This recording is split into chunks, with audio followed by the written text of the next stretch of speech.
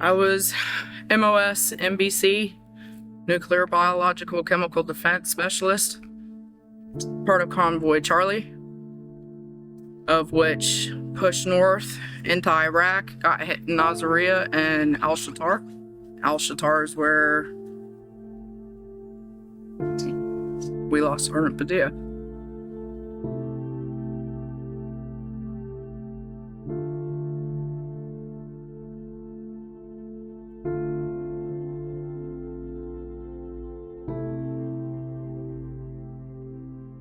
During the first week of the Iraq War, Marine infantry units were slowed by ambush along Highway 7, the route between Al-Nasiriyah and Al-Qut, known as Ambush Alley. In desperate need to resupply the forces at the front, they needed to create a usable runway for air support.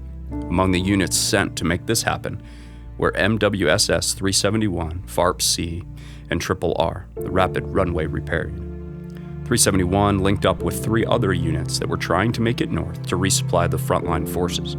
The units combined to create a massive convoy of over 250 vehicles that stretched for miles. 371 and the RRR would make up the back half of this convoy.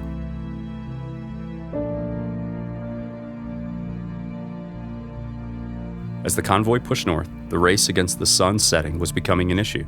With the lack of night vision goggles, the nighttime conditions would lessen visibility. And as the convoy approached the city of Al-Satra, a massive and intense firefight broke out.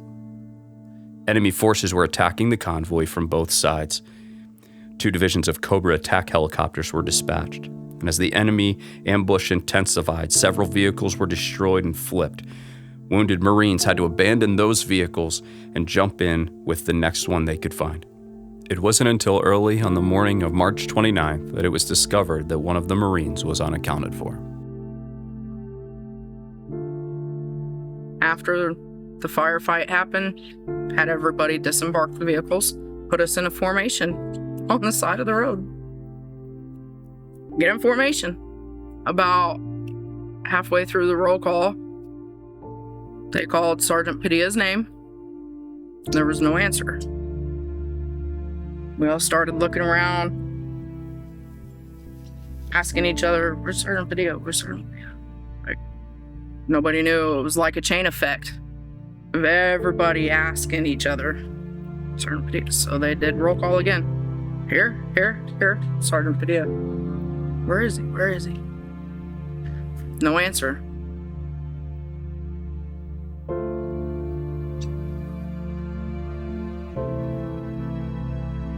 You can't ever get rid of the memory of having a roll call and somebody not answering.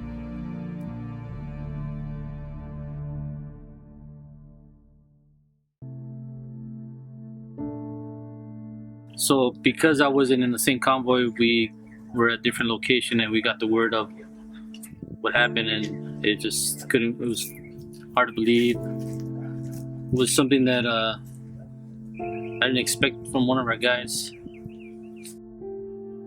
While the operation continued to move forward, a nearby Marine Corps unit that was part of the 24th Marine Expeditionary Unit that was special operations capable was given the mission to go and find the remains of the fallen Marine. This mission was handed to Fox Company of the 2nd Battalion, 2nd Marines.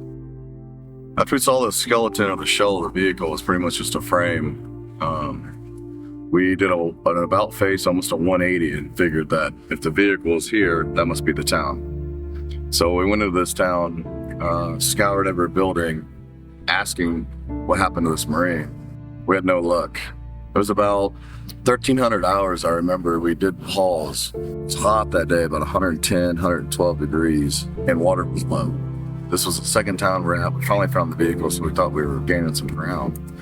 We went to the next town. It's supposed to be the 3rd town now. And there was no hope. There was no sign. The townspeople wouldn't talk to us because they thought the Fedayeen would kill them. The Taliban would kill them. They were just afraid.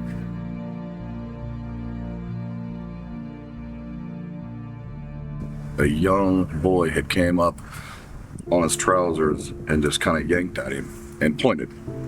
And I remember he looked back at headquarters platoon, looked back to 1st platoon and weapons. Myself and the guys here today were there. So we said, basically, should we follow him? It was basically a trash heap, a dump where they put everything. This little boy gave us pretty much a wide, broad area of where to start digging, and we did. So we did a hasty 360 around him, guns pointed out. I remember we had a crowd of people following us the whole time. Conroy and Corporal Primus, when they unfolded their e-tool, they dug down and I think they hit Padilla's arm. And so we stopped with the e-tools and we just kind of started brushing everything away. It was bad, I know that. It was gruesome. His head was very swollen. He had all of his gear on. So I put him in the body bag. Remember smell? But it didn't matter. We got him in the bag. We started rear and front security and we called for trucks. They didn't bring trucks because they thought it was too risky and they thought they was gonna get ambushed. So they took it upon themselves to make it a manual hump out on the outskirts of town. And so there was a long one road avenue of approach to get out. And I saw the light at the end of the tunnel. I was on the left rear of the body bag. So we had to sling our weapons so we could hold the body bag. And when we sling our weapons, we were on them. We had no way to defend ourselves at that point. So the guys up here today that were our security on the side, kind of being lookouts, that's all we had. We took shifts carrying it. Being short, I kind of got stuck in a weird kind of move because we're talking eight clicks, about 5 miles and change. Ambient air temperature like 28 degrees warmer than we're at now, so I'd say about 90 degrees overall. You're carrying about 45 pounds. Guns, ammunition, water, whatever. You start running low on water, you start getting a little internalized. We had accrued a following of people. They followed us still until we got to this point in the city, closer to the front, where our bridge was. Their demeanor changed and they quit following us, and I was in the rear doing rear security, and I was like, come on guys, where are you going? Come on. I was that scared. For the second time in like 2 days, I was pretty convinced like I was gonna meet my creator. Everybody there was scared to death. You watch movies and you get trained, and everything in our hearts was telling us our asses were fixing to get ambushed. Every one of those guys put their head up in the air, snapped their shoulders back, and walked down that street, knowing that the sniper fire could start any time. They didn't care. They knew what had to be done that day, and they knew that Sergeant Padilla had to go. What has seared in my head for the last 20 years is battalion commander. We had our CO had just picked up major, and we had all kinds of butter bars and first lieutenants on right there when they were loading him up on that helicopter to watch every one of them step to and snap him a salute and thank him for his sacrifice. It is amazing to, 20 years later, get the full story, talk to the people that survive him, and be allowed to thank them and myself at his gravesite for making a sacrifice that we all promised we would, but he unfortunately had to make. That's an amazing thing. That's something you can't, we all think about that we're that guy, right? And how many of us are? And I just thank God that there are Sergeant Padillas in this world for all of us.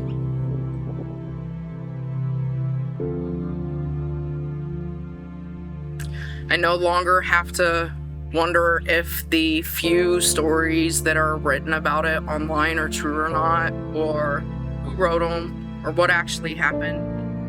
The names and the faces that go with my brothers from 2-2 that actually did what we weren't allowed to do. They went back and they got our brother out of the dirt. And I have been praying for these men for 20 years. And today means that I can now attach names and faces to those prayers. Today we stand at the grave of a fellow Marine who lost his life in the service of his country, was missing in action, and was sought after and brought home to be laid to rest in honor and in peace. We do so to show him honor, and in many ways complete a job begun so long ago, to ensure that the place he is laid to rest is one of peace and honor, and to share in the bond we proud and few have, and to extend gratitude and respect. As young men full of hopes, dreams, and zeal, we were thrust into what many consider the greatest challenge men have faced throughout history. In the aftermaths of such events, we find unrest, and though there are experiences shared that create brotherhood, there are often those that are unshared and create isolation. In both cases, the search for peace begins. Peace from both the physical battlefield and the intangible one. I believe this is a plague that every one of us has to deal with.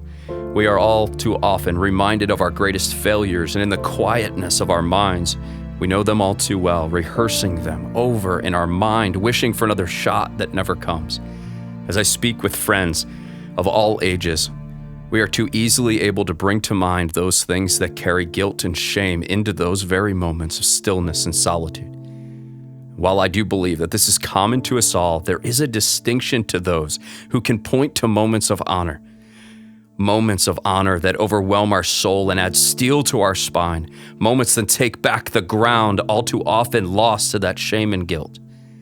They are the ones, regardless of their age, you know them well, for they stand tall because they once wore the uniform. Their past, though it may be checkered by failure, retains moments of honor. Many in our world have no memory of such moments that can push back the ever-advancing enemy of guilt and shame. But we are among the minority. We can stand and push back, and we can do so by standing together. And for that, I am grateful.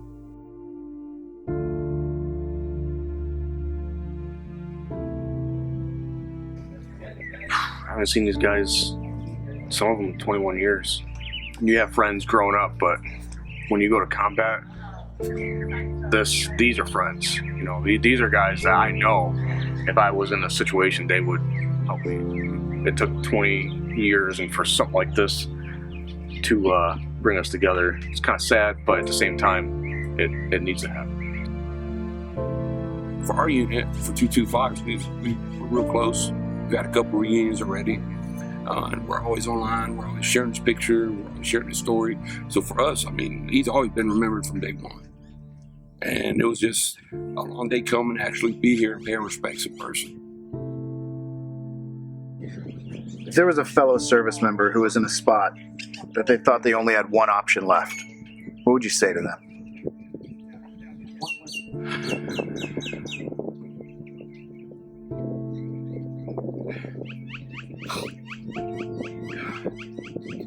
The hurt is real.